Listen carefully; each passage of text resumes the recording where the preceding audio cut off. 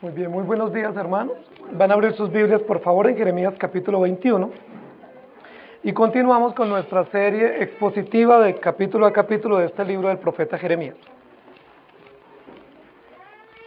El libro del profeta Jeremías, como dijimos al comienzo en la introducción, es un libro que no está escrito, no está presentado cronológicamente. Es decir, el orden que tenemos en los capítulos y el orden de las historias no obedece al orden lógico, cronológico del desarrollo de la historia. Hasta aquí, hasta donde veníamos, hasta el capítulo 20, más o menos, iban las historias en desarrollo cronológico. Pero a partir del capítulo 21, en adelante, comienza un orden diferente, que algunos biblistas lo llaman un desorden, porque no hay un orden cronológico de los eventos. Entonces, lo que va a suceder aquí en el capítulo número 21 es un evento que sucedió al final de la vida del profeta Jeremías, al final de su periodo profético. Jeremías capítulo número 21. Y yo quiero que vayamos al versículo 10 y versículo 13.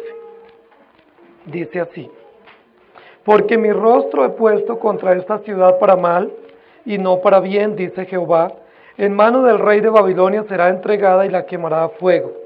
Y el versículo 13: he aquí yo pongo contra ti, moradora del valle y de la piedra de la llanura, dice Jehová, los que decís, ¿quién subirá contra nosotros y quién entrará en nuestras moradas?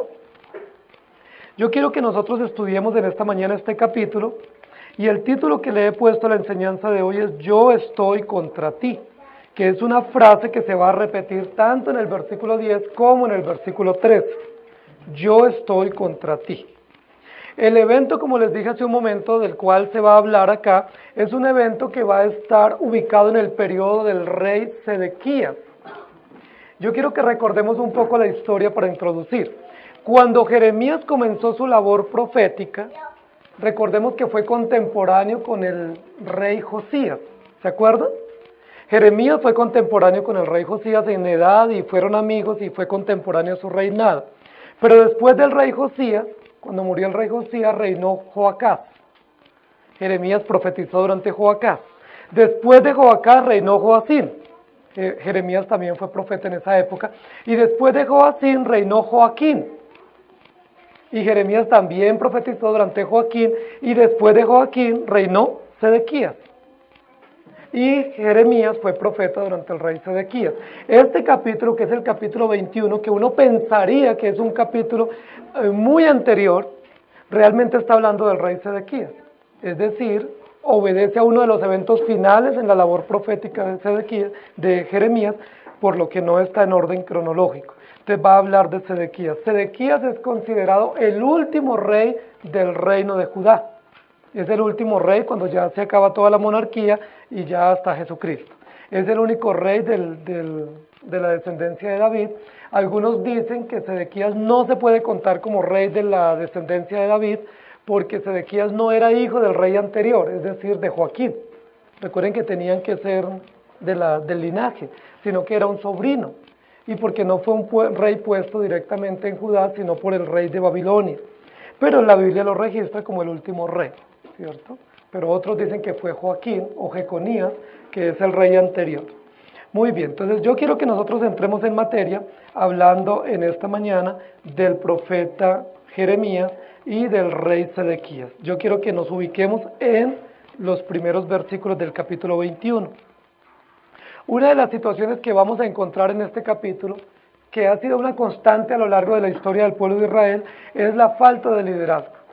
No hay liderazgo en Israel. Ahora, uno diría, ¿pero por qué no hay liderazgo? Dios había establecido tres formas a través de las cuales la monarquía o la teocracia se iba a establecer en Judá y en Jerusalén. Es decir, habían reyes puestos por Dios, habían profetas puestos por Dios y habían sacerdotes puestos por Dios.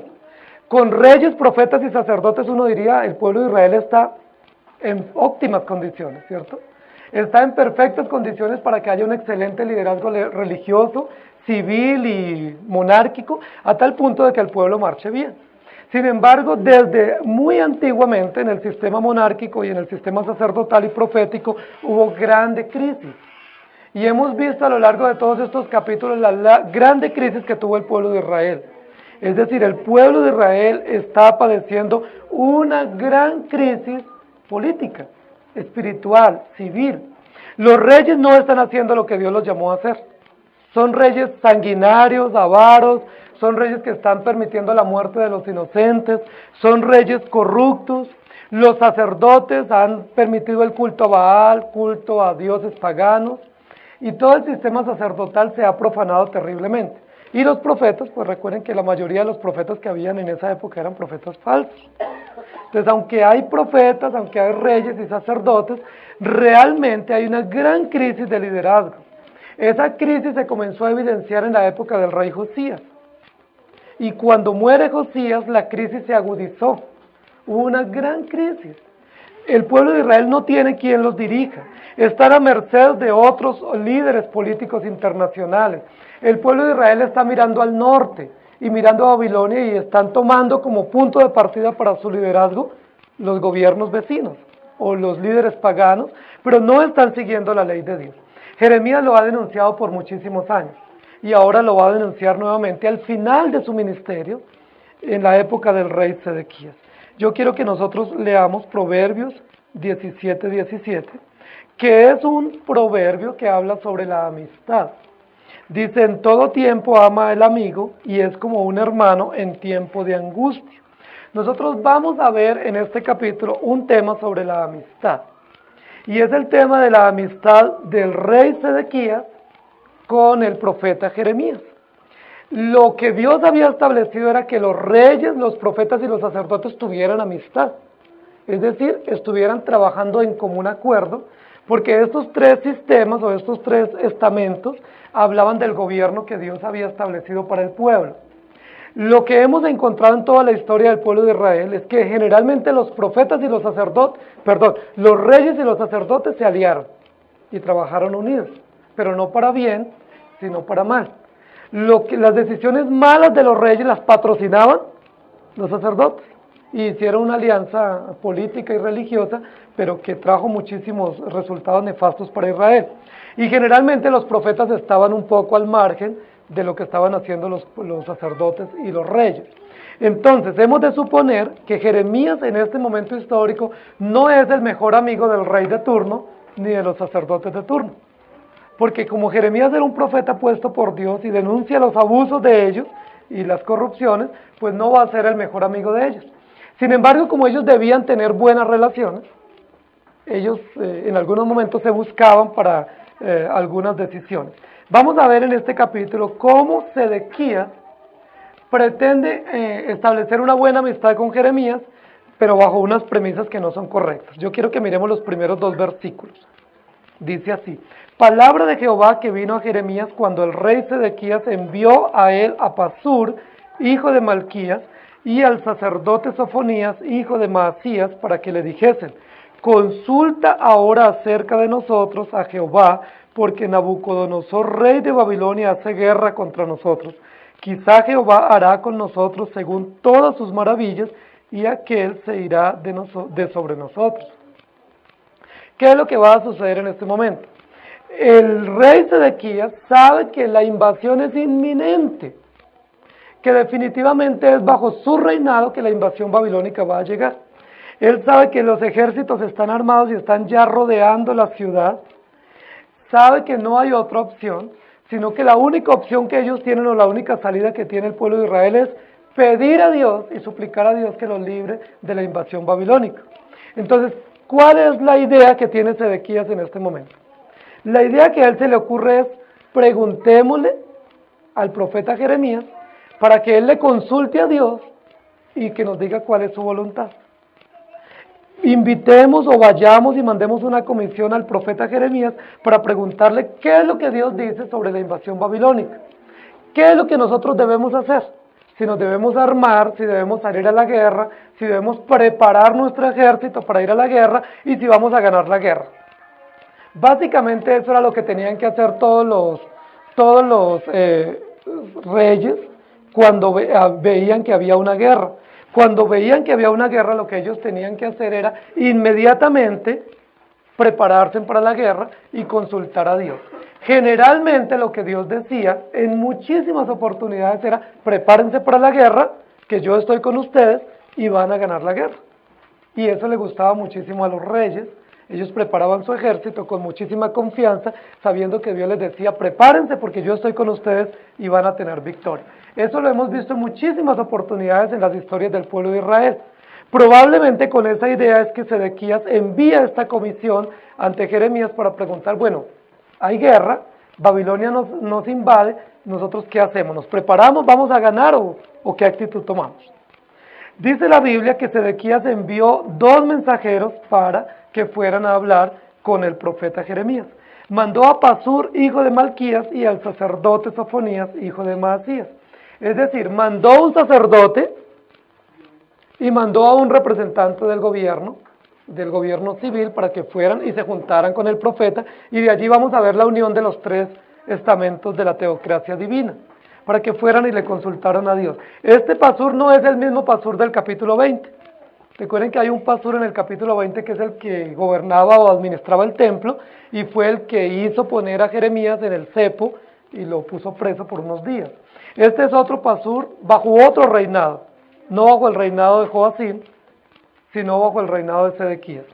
Este Pasur va junto con Sofonías y consultan acerca de nosotros. Ahora, ¿qué es lo que dice Sedequías para sí mismo?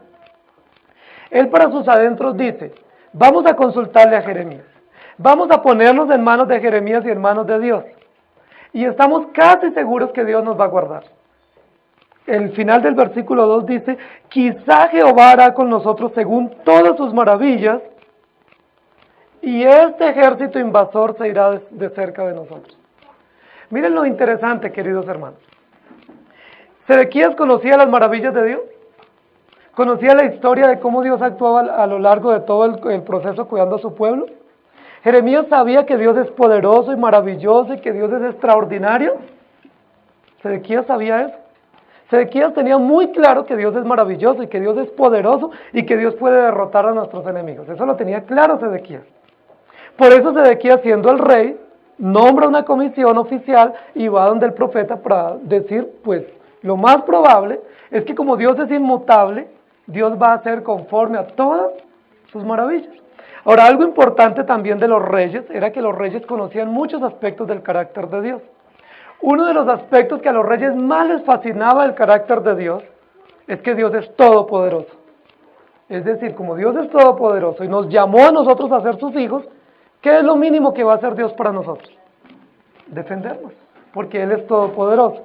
Ahora, otro aspecto que los reyes conocían del carácter de Dios es la inmutabilidad de Dios. Dios es inmutable, y a lo largo de la historia Dios ha hecho promesas de cuidar a su pueblo, y Dios en su infinita inmutabilidad va a obrar como lo ha hecho siempre. Esos 2 aspectos los conocían bien los reyes de Israel.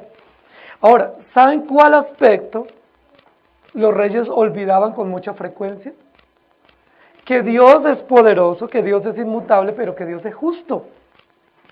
Ellos veían la justicia solamente con relación a sus enemigos, pero no veían la justicia con relación a sus propios pecados o sus propias acciones.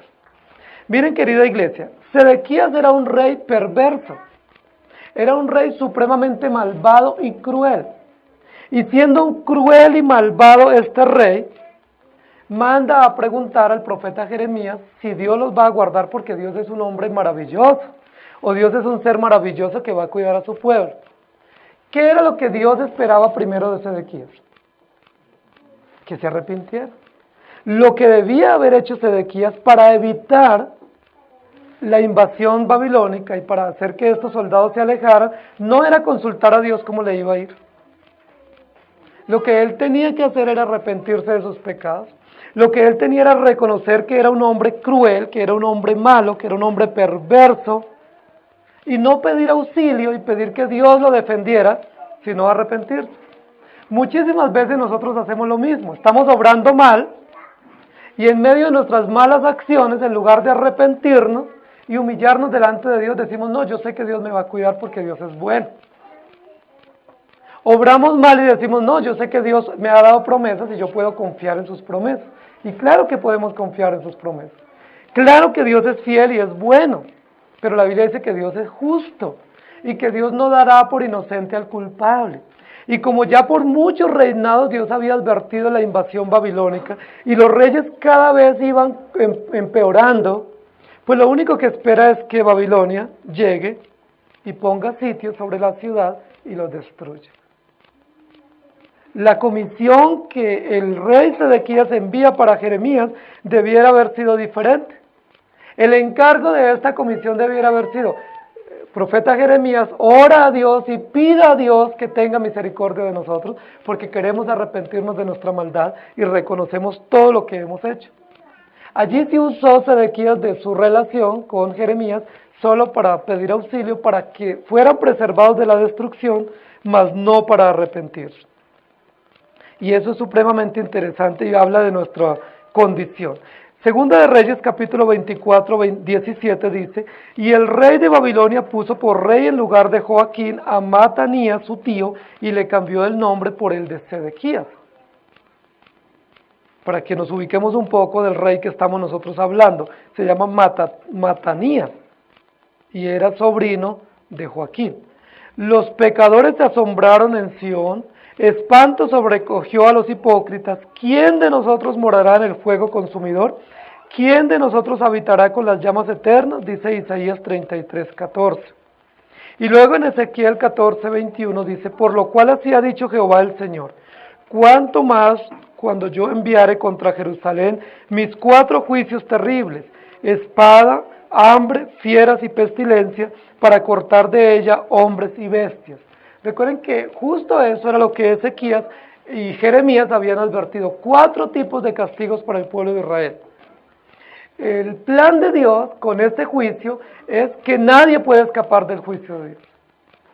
O sea, ninguno, absolutamente ninguno en Judá y en Jerusalén podrá escapar del juicio de Dios, porque Dios los va a disciplinar justiciosamente con espada, ¿cierto? A través de la guerra, de la invasión babilónica, con hambre como una consecuencia de la guerra, porque los campos iban a quedar abandonados y no iba a haber labrador y cultivador. Los que huyeran a los campos y se escondieran en las cavernas, los iban a atacar las fieras. Los que se escondieran en las montañas, dice la Biblia que algunos huían a lugares pues como inaccesibles, allá las fieras los iban a atacar, y también pestes.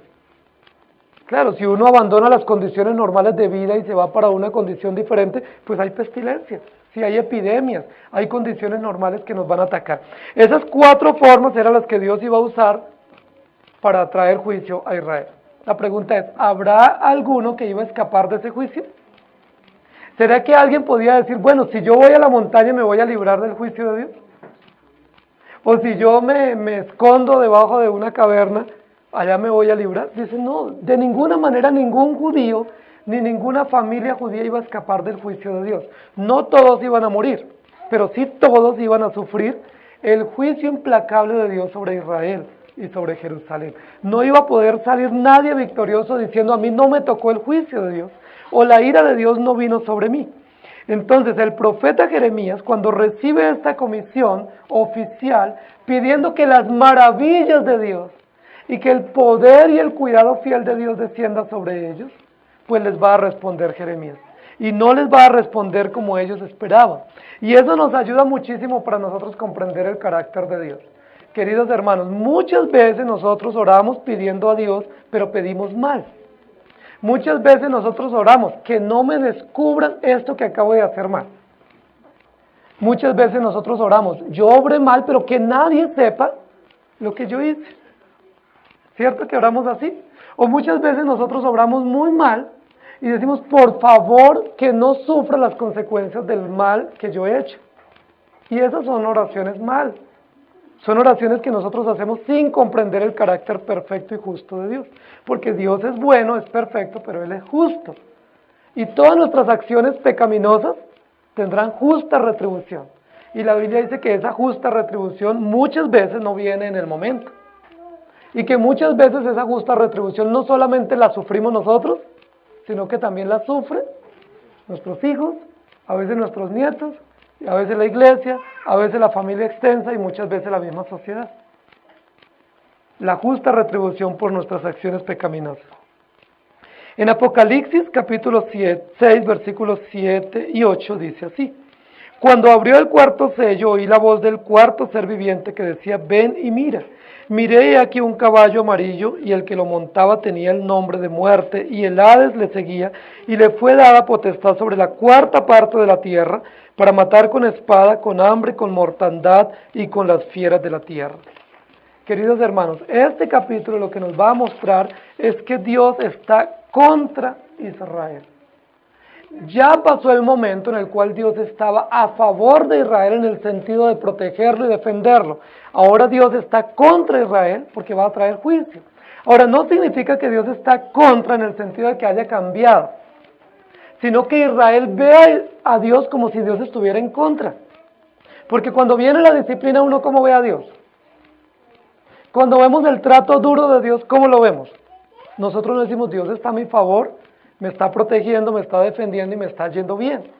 Sino cuando vemos que Dios trae su juicio, su castigo, su reprensión, nosotros decimos, Dios está contra mí, me está tratando muy duro y estoy viendo su cuidado, pero su cuidado para reprenderme, para santificarme, y veo que Dios está contra mí. Vamos a leer los versículos 3 al 10 para ver cuál es la respuesta que Jeremías da. Jeremías muy probablemente, como cualquier profeta y como cualquier ciudadano, recordemos que Jeremías sentía el peso de la enemistad y de que el pueblo lo mirara mal y que lo tratara mal, y lo más probable es que Jeremías, al recibir esa alianza política que viene a consultarle, pues él pudiera suavizar el mensaje. Era lo más normal, ¿cierto? Si uno tiene enemigo el gobierno, porque eran los enemigos de Jeremías, recuerden, los sacerdotes y los reyes de turno eran los enemigos número 1 de Jeremías. Cuando viene esta comisión para consultarle y decirle a Jeremías, por favor, ¿cómo nos va a ir? Pues uno pudiera ver eso como una buena visita, como una buena oportunidad y decir, no, pues hagamos una alianza y yo suavizo un poco la persecución que tengo contra mí y me va a ir bien. Probablemente cualquiera de nosotros haría eso, ¿cierto?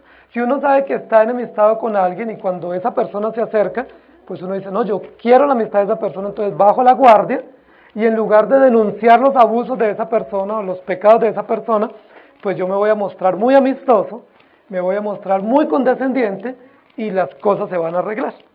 ¿Sería eso lo que hizo Jeremías? Bueno, vamos a ver, versículo 3 en adelante, probablemente era lo que nosotros hubiéramos hecho. Versículo 3 dice, y Jeremías les dijo, diréis así a Sedequías, así ha dicho Jehová Dios de Israel, he aquí yo vuelvo atrás las armas de guerra que están en vuestras manos, con que vosotros peleáis contra el rey de Babilonia, y a los caldeos que están fuera de la muralla y os tienen sitiados, y os los reuniré en medio de esta ciudad. Pelearé contra vosotros con mano alzada y con brazo fuerte, con furor y enojo e ira grande. Y heriré a los moradores de esta ciudad y los hombres, y las bestias morirán de pestilencia grande. Después dice Jehová, entregaré a Sedequías rey de Judá, a sus criados, al pueblo y a los que queden de la pestilencia, de la espada y del hambre en la ciudad, en mano de Nabucodonosor, rey de Babilonia, en mano de sus enemigos y de los que buscan sus vidas, y él los herirá a filo de espada. No los perdonaré, ni tendrá compasión de ellos, ni tendrá de ellos misericordia. Y a este pueblo dirás, así ha dicho Jehová, he aquí pongo delante de vosotros camino de vida y camino de muerte. El que quedare en esta ciudad morirá a espada, de hambre o de pestilencia, mas el que saliere y se pasare a los caldeos que os tienen sitiados vivirá, y su vida le será por despojo. Porque mi rostro he puesto contra esta ciudad para mal, y no para bien, dice Jehová, en mano del rey de Babilonia será entregada, y la quemará a fuego. Queridos hermanos, esta es la respuesta que Jeremías da para el rey Sedequías. La respuesta no es absolutamente placentera para el rey, ¿sí?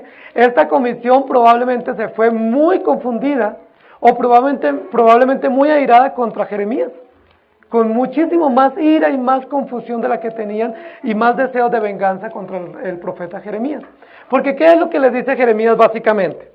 Jeremías les dice, ustedes vienen buscando paz y ustedes quieren que yo les dé un consuelo y una esperanza. ¿Se acuerdan que decían todos los otros profetas falsos? Paz, paz. Y Jeremías nunca ha dicho eso.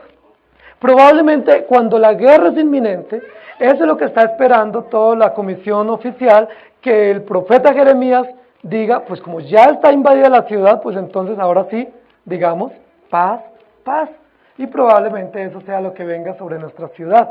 Pero Jeremías responde al rey Sedequías y dice, mire, díganle lo siguiente, todas las armas que los soldados del ejército judío tienen empuñadas, por favor, suéltenlas. Suelten sus armas con las que se han armado. Los soldados y el ejército que tienen preparado, por favor desistan de la guerra, porque no van a poder defenderse. Y más bien lo que ustedes tienen que hacer es entregarse. Los soldados que ustedes tienen armados, por favor, depongan las armas y entréguense a los soldados que los están invadiendo, porque si no ustedes van a morir. No van a ganar la guerra. Dios sí es maravilloso, Dios sí es inmutable, pero siendo que Dios es inmutable, trae juicio sobre ustedes. Y el juicio va a comenzar primero por la casa de Israel, es decir, por el rey Sedequías, por la gente que está allí, y dice que hay unos soldados que los están invadiendo, ellos van a proseguir en la invasión, y lo que tiene que hacer el rey Sedequías es ordenar que los soldados depongan sus armas y se entreguen. Yo les pregunto, ¿qué rey va a hacer eso? ¿Qué rey que está frente a una guerra va a hacer que sus soldados depongan las armas y se entreguen a los soldados enemigos solamente para salvar sus vidas sin el honor de enfrentar la batalla? Ustedes saben que todo gobierno tiene el honor de enfrentarse. Y ellos dicen, así perdamos, vamos a perder con gallardía o vamos a perder con honores. No nos vamos a poner las armas y decir, no, nos dio cobardía, nos dimos cuenta que vamos a perder, entonces, bueno, pues aquí estamos, este es el ejército, nos entregamos y nos hacemos parte de ustedes. ¿Qué gobernante haría eso? Y si lo hiciera algún gobernante, ¿cómo sería calificado ese gobernante? De cobarde, ¿cierto? De un hombre supremamente débil que no tuvo el coraje y el valor de enfrentar una guerra, así la perdiera. Sedequías va a perder la guerra, ya el profeta Jeremías le advirtió, los reyes anteriores lo habían dicho, Dios por muchísimos años en boca del profeta Jeremías ha dado ese mensaje. Ya es el momento, ya los soldados judíos están armados. Dios les dice, si quieren que los soldados salven su vida, lo único que tienen que hacer es entregarse voluntariamente. Pero por el honor de este rey y por la soberbia de este rey, él va a decir, yo no me voy a entregar. Y yo no voy a hacer que los soldados entreguen las armas, porque yo tengo la esperanza, como dice en el versículo 2, de que Dios es maravilloso y que conforme a las múltiples maravillas, Dios nos va a dar victoria. Recordemos que el pueblo de Israel muchas veces tuvo victorias con muy pocos soldados. En algunas oportunidades muy mal armados los soldados fueron victoriosos porque Dios los defendió. En algunas oportunidades aún sin ejército y sin armas, Dios dio victoria al pueblo de Israel contra sus invasores. La Biblia dice que en algunas oportunidades Dios hizo que los mismos enemigos entre ellos se pelearan y se mataran. ¿Recuerdan? Y dio victoria al pueblo de Israel. Dice la Biblia que en otras oportunidades en el desierto hubo plagas de abejas o invasiones de abejas o de avispas y mataron a los enemigos y el pueblo de Israel salió victorioso. Dios es maravilloso. Cuando el pueblo de Israel salió de Egipto, ¿cómo Dios defendió al pueblo de Israel siendo que ellos no tenían soldados ni tenían armas? Los defendió a través de las plagas. Las 10 plagas de Egipto fueron 10 plagas para destruir al imperio dominante y para que el pueblo de Israel saliera victorioso. Todos esos eventos históricos son los que está recordando Sedequías. Y Sedequías dice, Dios es maravilloso, efectivamente. Y como lo ha hecho en otras oportunidades, pues, ¿cómo no lo va a hacer ahora si yo soy el rey? ¿Cómo Dios no nos va a defender ahora si estamos en la ciudad principal, la ciudad escogida? Tenemos una ciudad que Dios ama. Y tenemos un sistema que Dios colocó de reyes y sacerdotes y profetas. Ah, no, Dios tiene que guardarnos. Dios tiene que defendernos. Porque Dios siempre lo hace. Y porque Dios nos puso aquí, imposible que Dios quede en vergüenza de hacer que nosotros perdamos y que la ciudad sea destruida. ¿Ustedes pueden creer que Dios se arriesgue a eso? No, esta es la ciudad de Dios. Este es el ejército de Dios, estos son los símbolos judíos, Dios nos va a defender. Pero el profeta Jeremías les dice, versículo 5, pelearé contra vosotros con mano alzada y con brazo fuerte, con furor y enojo e ira grande. ¿Qué es lo que Dios le está diciendo al rey Sedequías? No solo sus soldados tienen que deponer las armas, aliarse con el ejército invasor, sino que además de eso, ¿quién más está aliado con ese ejército invasor? Dios mismo. ¿Ustedes creen que esa fue una buena noticia para Sedequías? ¿Y para este sacerdote Sofonías?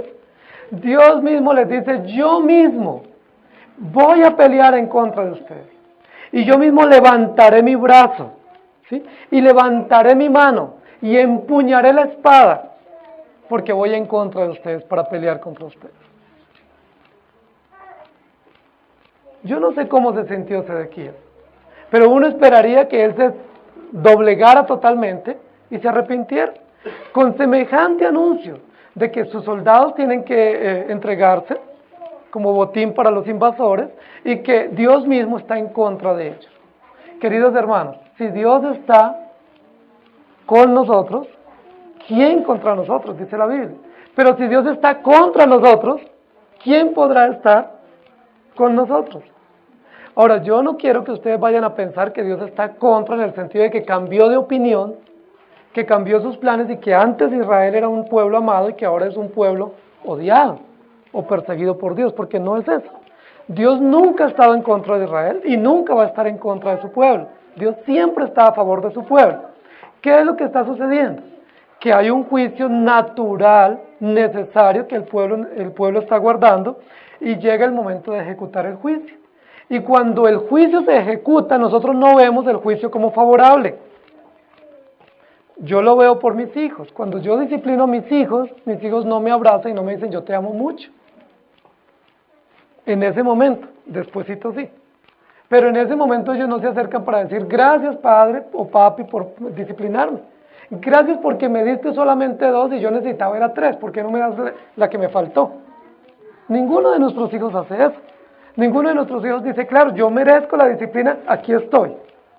Por favor, disciplíname fuerte porque yo necesito fuerte. Ninguno de nosotros hacemos eso, ni nuestros hijos lo hacen.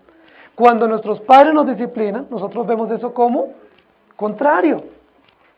Y nosotros decimos, mi papá, mi mamá no me quieren. Me dicen que me aman, pero no es cierto porque me están disciplinando. Eso es lo que el pueblo de Israel está percibiendo. Por eso, como el mensaje es para dárselo al rey Sedequías, el rey Sedequías va a comprender que Dios está contra Israel.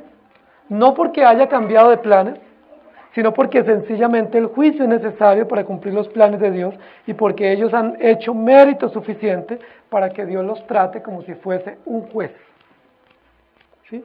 Exponiéndolos a ellos, juzgándolos y diciéndoles todo lo mal que han hecho. Estoy contra ustedes, dice el versículo 6, y heriré a los moradores de esta ciudad, a los hombres y las bestias morirán de pestilencia grande. ¿Qué esperaba Sedequías? Que Jeremías le dijera, heriré a los moradores de la otra ciudad. Heriré y destruiré a sus adversarios y a sus enemigos. Dios en otras oportunidades lo hizo así, pero ahora le dice, los heriré a ustedes. Y luego dice el versículo 7, después dice Jehová, entregaré a Sedequías, rey de Judá, a sus criados, al pueblo y a los que queden de la pestilencia, de la espada y del hambre en la ciudad, en mano de Nabucodonosor, rey de Babilonia, en mano de sus enemigos y de los que buscan sus vidas. Él los herirá a filo de espada, no los perdonará, ni tendrá compasión de ellos, ni tendrá de ellos misericordia. Sedequías, no solo no voy a perdonar la ciudad, sino no solo no les voy a dar la victoria, sino que usted mismo y sus oficiales, uno de esos oficiales, ¿quién era? Pasur, que estaba allí, ¿cierto? A sus oficiales los entregaré y serán llevados cautivos a Babilonia, y el rey Nabucodonosor los herirá y no los perdonará y será implacable con ustedes. Queridos hermanos, a veces uno busca un tipo de respuesta en la oración y recibe otro. A veces nosotros oramos de manera equivocada pidiendo justicia cuando debemos pedir es misericordia. A veces nosotros pedimos protección cuando debemos pedir es confianza. y pedir fortaleza. A veces, muchas veces pedimos bendición y prosperidad cuando debemos pedir a Dios es confianza para afrontar las adversidades. Porque a veces, en lugar de aminorarse los juicios de Dios, se aumentan. Y eso es lo que está recibiendo Jeremías en este momento. Sedequías no está recibiendo una respuesta placentera para él de confianza, sino más bien una determinación de Dios de que viene un juicio implacable sobre ellos. Dice, he aquí que a este pueblo dirás, pongo delante de vosotros camino de bien y camino de muerte. Versículo 8. De las cosas extraordinarias, queridos hermanos, que nosotros podemos encontrar en el carácter de Dios y que lo vamos a ver una y otra vez en el libro del profeta Jeremías, es que aunque Dios habla de juicio y habla de reprensión y habla de castigo, siempre Dios va a tomar tiempo para darle una oportunidad al pueblo de Israel. El versículo 8 no es ni más ni menos, sino una oportunidad casi en el último minuto de arrepentimiento para el pueblo. ¿Qué dice Dios? Le dirás a este pueblo, yo pongo delante de vosotros camino de vida y camino de muerte. ¿Qué es lo que Dios le está diciendo al pueblo aún? Todavía hay oportunidad. Aunque está ya Dios con la mano alzada, ¿cierto?, con el brazo levantado para derramar su ira y para disciplinar al pueblo, aún así todavía les está diciendo, todavía les doy una oportunidad. ¿No es eso muchas veces lo que hace un padre cuando va a disciplinar a sus hijos? Aún en medio de su ira y de la condición natural por la cual tiene que disciplinarlo, le dice todavía, pero yo espero que tú mejores, o yo espero que lo tomes a bien, o yo espero que esta disciplina te sirva para que corrijas tu vida. Aún en medio de la disciplina, con su brazo levantado ya para aplicar el castigo o la reprensión, diciéndole, pero yo te amo mucho y quiero que sepas que estoy contigo. Aún siendo nosotros malos y siendo injustos, cuando aplicamos la disciplina lo hacemos así. Ahora, ¿cuánto más nuestro Dios? Dios no dice, bueno, yo voy a detener la disciplina. No, la disciplina de Dios no se puede detener. Esa llega. Pero aún cuando Dios va a aplicar la disciplina y está con su brazo levantado para aplicarla, aún dice, pero todavía les doy una oportunidad. Y pongo la vida frente a ustedes y pongo la muerte. Es decir, hay oportunidad. ¿Hay oportunidad de qué? De arrepentimiento. Hay oportunidad de no ver que Dios está contra nosotros, sino que la disciplina lo que muestra es que Dios está a favor de nosotros. Hebreos dice, ¿qué padre es aquel que no disciplina a su hijo? Y si es hijo, debe recibir disciplina y corrección. Nosotros somos disciplinados por Dios porque somos hijos de Dios. Y la disciplina no muestra que no somos, sino que la disciplina muestra que somos. Y eso es lo que está diciendo Dios allí. Yo estoy contra ti en el sentido de que ustedes no van a recibir bien la reprensión, pero quiero que sepan que aún hay oportunidad. Y luego en el versículo 9 y versículo 10, Dios les va a ratificar su implacable castigo para Judá. Los juicios que habían venido en otras oportunidades habían sido parciales, pero este juicio no es parcial, este juicio es total. Dice que no solo va a sufrir la sociedad, no solo va a sufrir el rey, sus oficiales, no solo va a sufrir la población civil, los niños, sino que también van a sufrir los animales, van a sufrir los campos, los cultivos. Es un juicio general para el pueblo de Israel por toda la rebeldía que ellos han presentado frente a Dios. Y en el versículo 9 y 10 les dice, y si queda aún algo en esta ciudad, ¿qué va a pasar? Yo lo voy a destruir. Y si alguien huye, también. ¿Quiénes son los únicos que van a salvarse? Los que sean llevados cautivos y aquellos que se entreguen voluntariamente al ejército invasor para que los lleven también cautivos. Son los únicos que se van a salvar. Ahora, para un judío que conocía la historia y que conocía la tradición del cuidado de Dios y que sabía que tenían tantas promesas, la idea de ser llevado cautivo era una de las ideas que ellos no tenían en su mente. Lo que ellos menos o último considerarían sería ser llevados cautivos, porque siendo que somos una nación escogida, pues Dios pelea por nosotros. ¿Cuándo vamos a perder? Nunca, porque Dios nos defiende. O la idea de entregarse voluntariamente en la guerra, nunca un judío la podía considerar, porque más bien lo que ellos consideraban era que sus enemigos se entregaran a ellos. y que sus enemigos perdieran las batallas y ellos las ganaran y sentían el honor de ganar porque Dios estaba con ellos a pesar de tener pocas armas o un ejército no preparado. Pero lo que Dios les está diciendo acá es, ustedes entréguense. Si alguien quiere salvar su vida, entréguese. Olvídese de honor, olvídese de pacto, olvídese de promesa, olvídese de todo eso y entréguese para que se salve. Y luego puedan quizás algunos regresar a la tierra. Y los que no serán llevados cautivos o de lo contrario morirán de muchas maneras. El pasaje es muy importante para el profeta Jeremías nuevamente y hace que Jeremías se ponga en evidencia ante la condición del pueblo y no que el pueblo de Israel se arrepienta, sino que Jeremías sepa lo que viene. Deuteronomios capítulo 11, 26 dice: He aquí yo pongo hoy delante de vosotros la bendición y la maldición. Y luego en Deuteronomios 30, 15 y versículo 19 dice: Mira, yo he puesto delante de ti hoy la vida y el bien, la muerte y el mal. A los cielos y a la tierra llamo por testigos hoy contra vosotros, que os he puesto delante la vida y la muerte, la bendición y la maldición. Escoge pues la vida para que vivas tú y tu descendencia. Y luego en Levíticos 26, 40 al 42 dice así: Y confesarán su iniquidad y la iniquidad de sus padres por la prevaricación con que prevaricaron contra mí, y también porque anduvieron conmigo en oposición. Yo también habré andado en contra de ellos, y los habré hecho entrar en la tierra de sus enemigos, y entonces se humillará su corazón incircunciso y reconocerán su pecado. Entonces yo me acordaré de mi pacto con Jacob, y asimismo de mi pacto con Isaac, y también de mi pacto con Abraham me acordaré, y haré memoria de la tierra. Y luego en Deuteronomios capítulo 26, versículo 8 dice: Y Jehová nos sacó de Egipto con mano fuerte, con brazo extendido, con grande espanto y con señales y con milagros. Y en el Salmo 136, 12, con mano fuerte y brazo extendido, porque para siempre es su misericordia. No obstante, el versículo 7 dice que Dios no va a tener en este episodio, donde imparta su justicia, compasión ni misericordia de su pueblo, porque lo único que va a hacer es derramar su ira para mostrar todo el plan de Dios. Y vamos a los versículos 11 al 14. Dios está contra Israel, pero ahora va a mostrarnos una actitud diferente. En las primeras partes vimos que Dios tuvo una actitud de guerrero, luego en la segunda parte una actitud de juez para denunciar los abusos del pueblo, y en esta parte una actitud de padre. 11 al 14. Y a la casa del rey de Judá dirás: Oíd palabra de Jehová.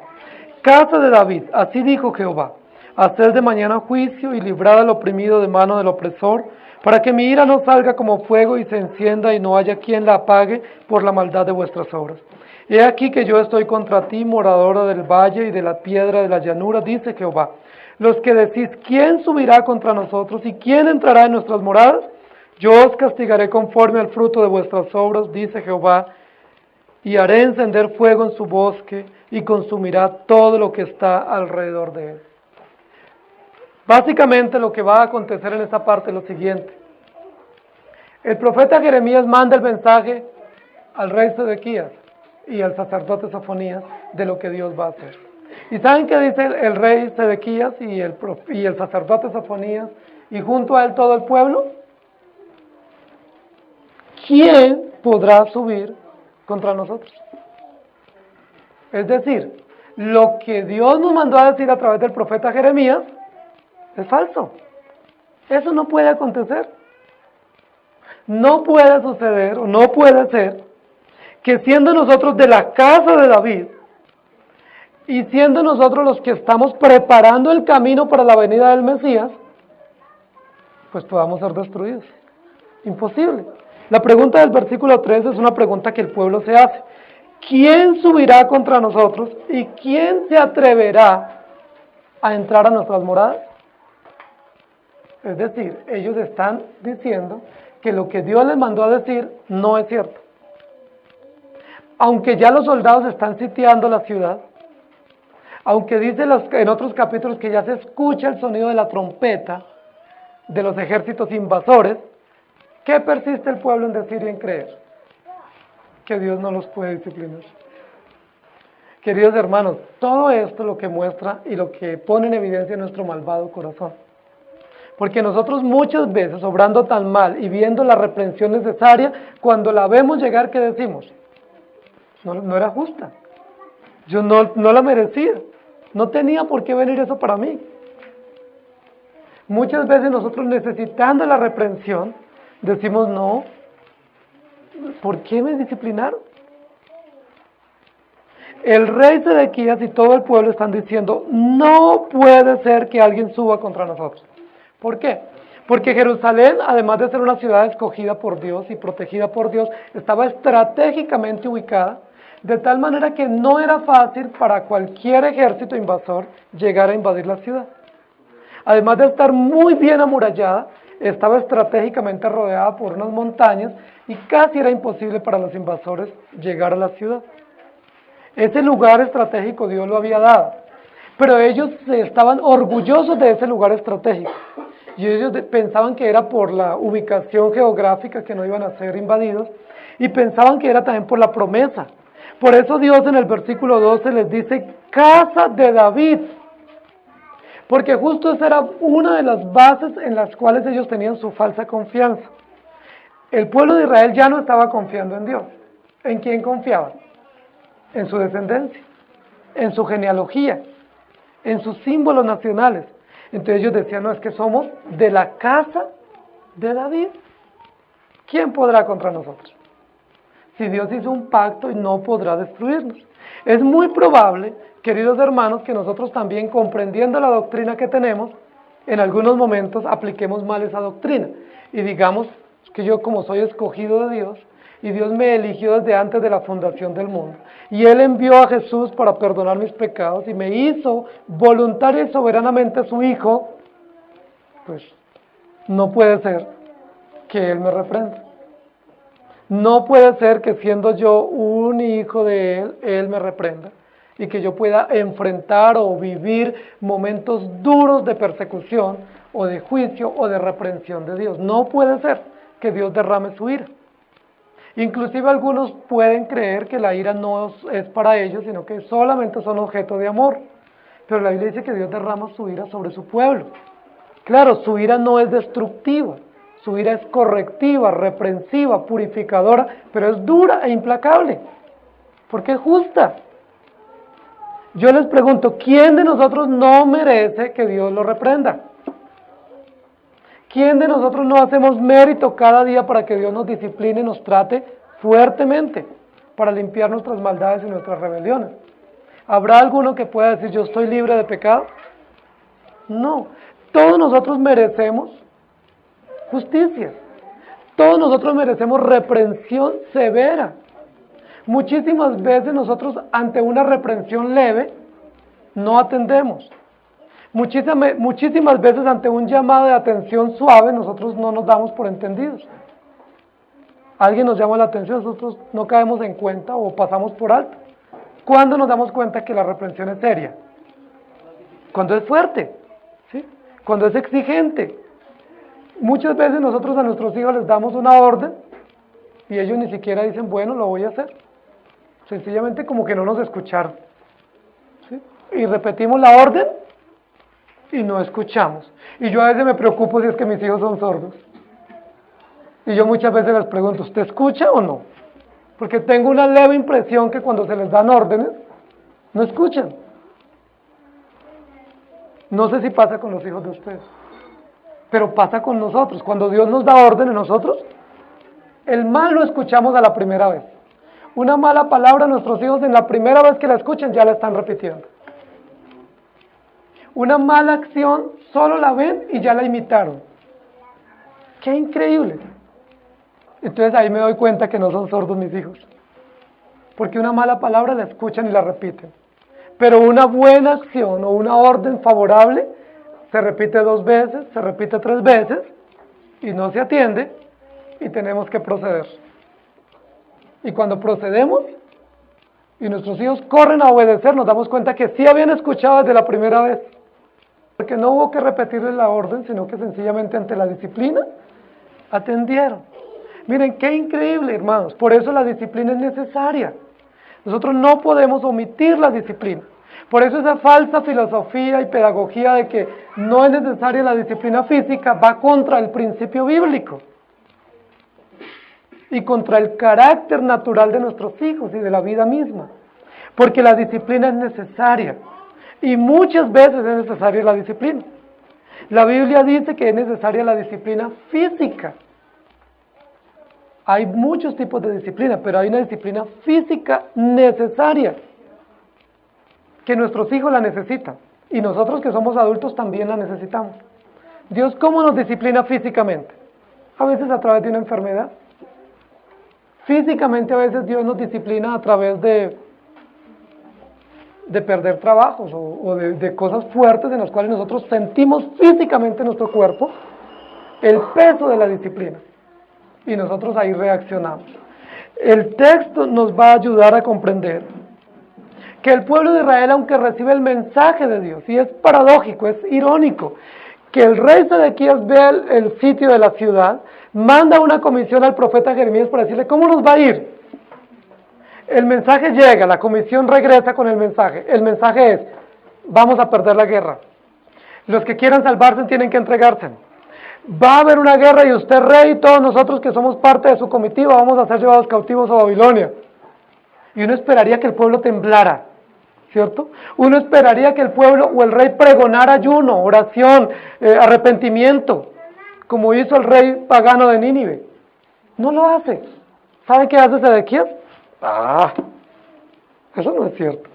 ¿Y qué hace todo el pueblo? ¿Invadirnos a nosotros? ¿Quién se va a atrever a invadir Jerusalén? ¿Nuestros muros? ¿Nuestra ciudad? Eso no puede ser. ¿Quién subirá contra nosotros?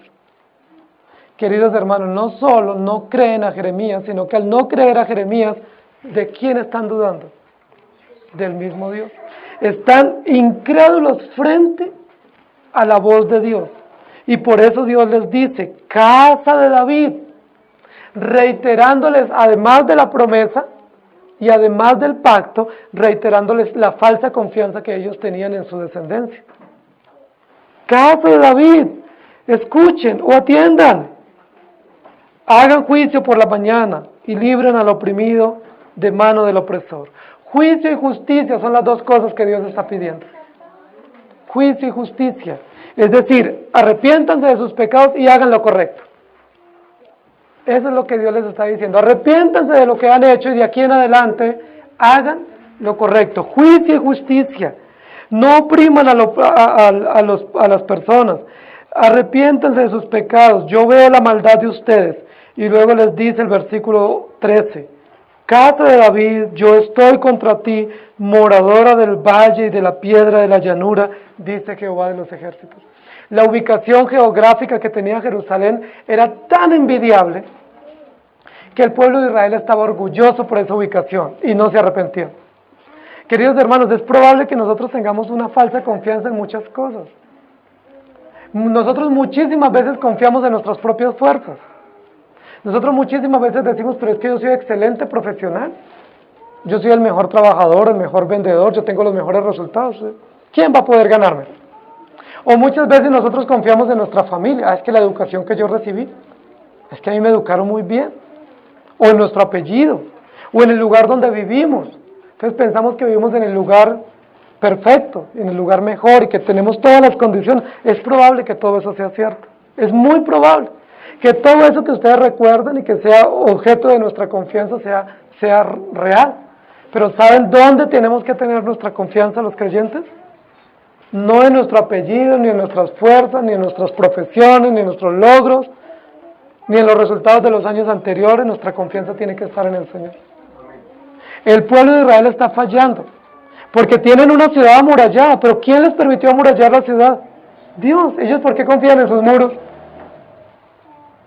Eso es como uno confiar en el carro. No, es que yo tengo un buen carro, ese me va a llevar bien. Probablemente se va a varar, porque los carros nuevos también fallan, ¿sí? No, es que yo tengo el salario, tengo el dinero adecuado para cubrir mis gastos. Bueno, no confiemos en eso. Podemos quedarnos sin el dinero.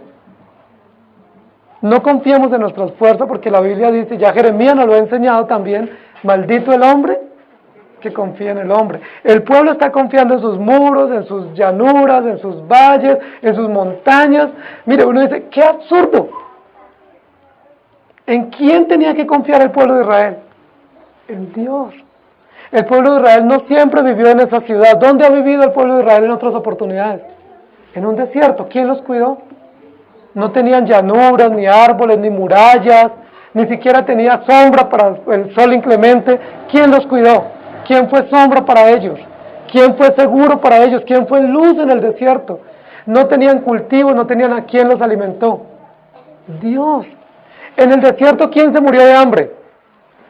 Ahora, ¿quiénes se van a morir de hambre? ¿Y dónde? En una ciudad que fluye leche y miel van a morirse de hambre. Y no se murieron de hambre en el desierto. ¿No es eso contradictorio? En el desierto, donde no tenían ejército, ni tenían seguridad, ni muros, ninguno fue muerto por batalla o por invasión de enemigos. Ahora, ¿dónde van a morir? Invadidos, en la ciudad más amurallada y más segura que tienen. Dios nos humilla, queridos hermanos, y nos avergüenza y hace que los objetos de nuestra confianza sean puestos por el piso para Él enseñarnos a mirar al Señor. Para Él enseñarnos a mirar al Señor. Muchísimas veces nosotros no miramos, nosotros no podemos levantar nuestra mirada a lo alto, porque estamos tan ocupados de nosotros. Pero Dios hace que la humillación venga y el juicio venga para que nosotros levantemos nuestra mirada a lo alto. Porque de lo contrario no podemos ver a lo alto y ver la gracia y la justicia de Dios. Y el versículo 14 termina no con mejor respuesta para el pueblo. Yo os castigaré conforme al fruto de vuestras obras, dice Jehová, y haré encender fuego en su bosque y consumirá todo lo que está alrededor de él. Y así termina el capítulo. Este es el mensaje que se le da a Sedequías. Yo los castigaré, yo pelearé contra ustedes. Es decir, no se llenen de rabia o de ira contra los caldeos o contra los babilonios. No se llenen de furia contra ellos, porque no son ellos. Soy yo el que peleo contra ustedes. Soy yo el que haré que haga eso. Yo los castigaré, yo pelearé contra ustedes, yo estaré, es mi fuerte furor, mi enojo y mi ira que está contra ustedes. Queridos hermanos, pero la pregunta es, ¿realmente Dios estaba contra su pueblo? No, nunca estaba contra su pueblo. Solo que cuando no nos arrepentimos y viene el juicio de Dios, nosotros vemos el juicio como contra y no favorable. Y es eso lo que está aconteciendo. Dios no está contra su pueblo, Dios está a favor de su pueblo. Dios no es que quiera poner una ciudad y luego destruirla y ponerla en ruinas simplemente porque a Dios le plazca. Sencillamente el pueblo ha desobedecido y ellos ven la reprensión contraria al cuidado y entonces Dios va a traer reprensión fuerte contra ellos. Y yo quiero que miremos algunos textos bíblicos acá. Jeremías 38:4. Y dijeron los príncipes al rey, muera ahora este hombre, porque de esta manera hace desmayar las manos de los hombres de guerra que han quedado en esta ciudad y las manos de todo el pueblo, hablándoles tales palabras, porque este hombre no busca la paz de este pueblo, sino el mal. ¿Qué pensó el pueblo contra Jeremías? ¿Y cuál fue la acción popular a favor de defender el honor y la dignidad de la nación? Que lo maten. Este hombre está generando un caos, una confusión pública colectiva. Está generando una angustia innecesaria. Mátenlo, habla cosas malas contra nosotros. Queridos hermanos, ese es el fin de aquel que pregona la verdad. Y ese es el fin de aquel que pregona la justicia. Pero aquel que se pone a favor de los sistemas, pues lo único que le espera es la condescendencia del sistema. Deuteronomio 16:19 dice, no tuerzas el derecho, no hagas acepción de persona ni tomes soborno, porque el soborno ciega los ojos de los sabios y pervierte las palabras de los justos.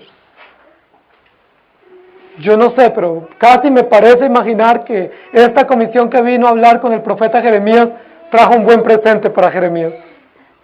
Casi me parece imaginar porque es el común denominador de las comisiones y las consultas que se hacen, ¿cierto? Si yo voy a visitar a mi jefe en la empresa, ¿qué voy? Yo no voy, le digo, jefe, pues, feliz año.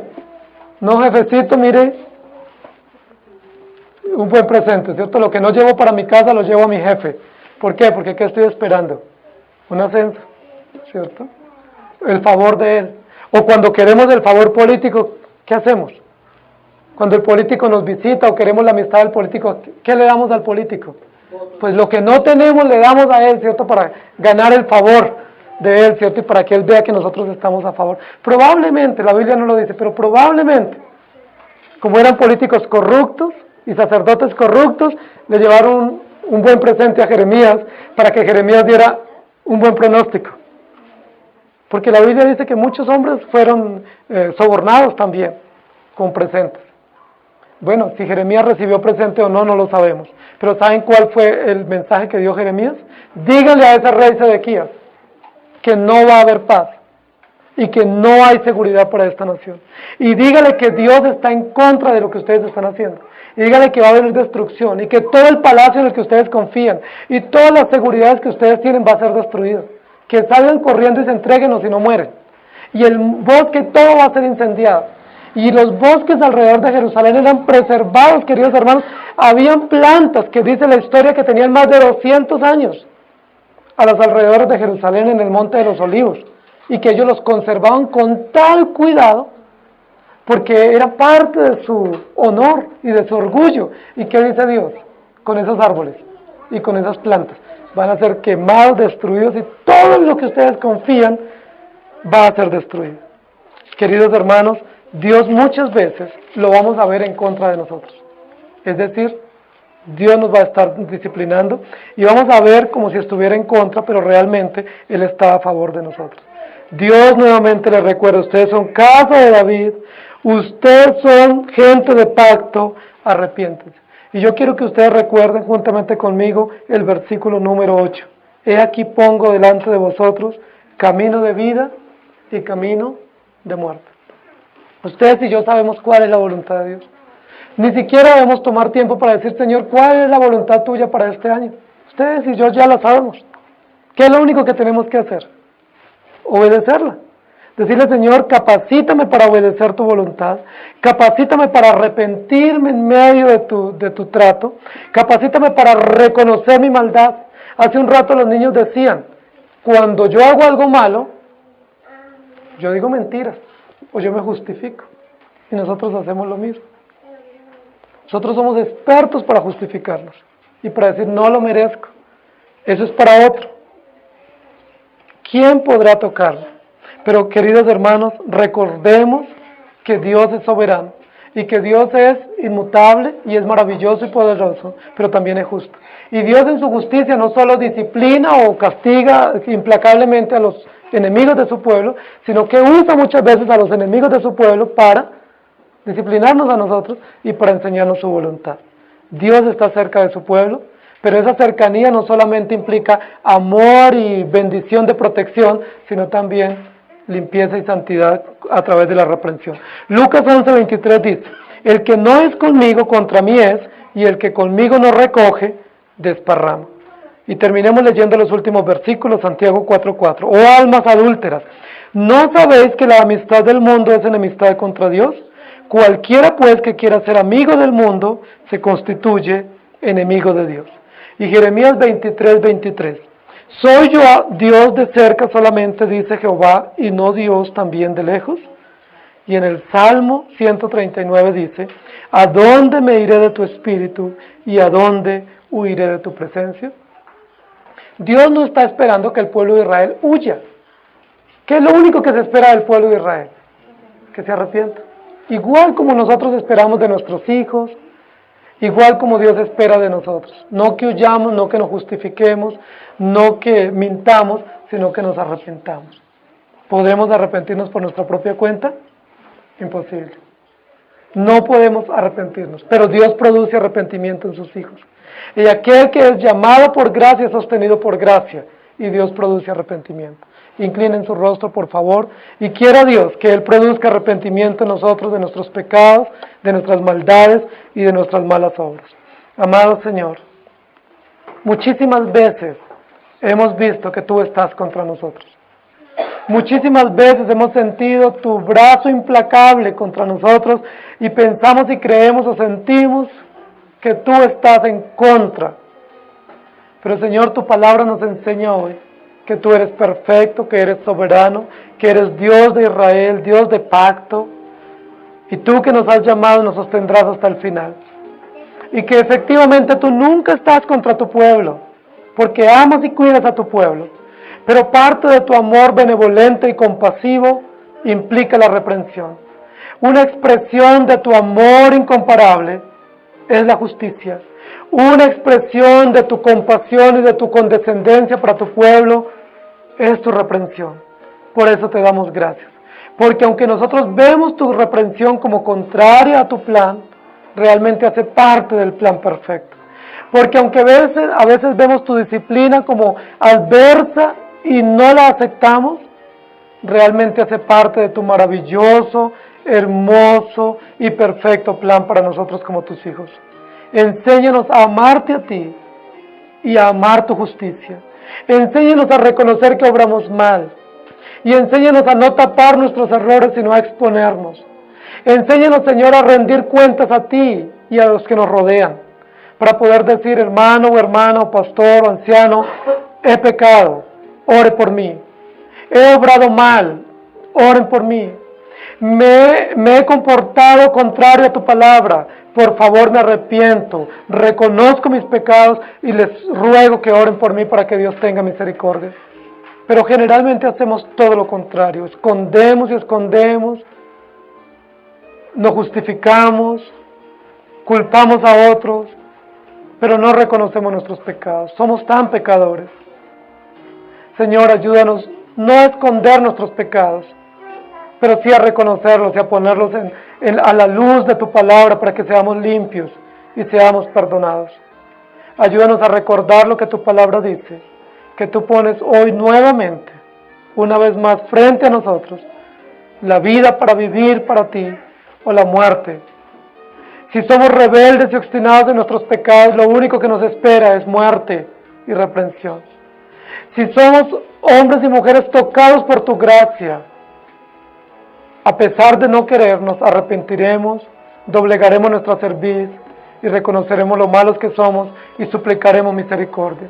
Señor, ten misericordia de nosotros, ten misericordia de nuestros hijos, ten misericordia de nuestros hogares, para que este año vivamos quietos y reposadamente para ti en tu justicia y en tu amor, amando tu disciplina, amando tu corrección, y muchas veces diciendo, Señor, necesito que me corrijas, por favor hazlo, porque es necesario para doblegar mi carácter.